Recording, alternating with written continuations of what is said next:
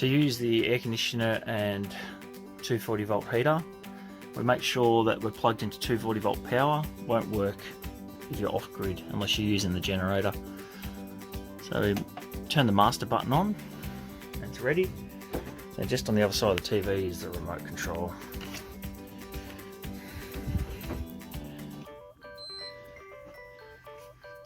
Turn the power on, and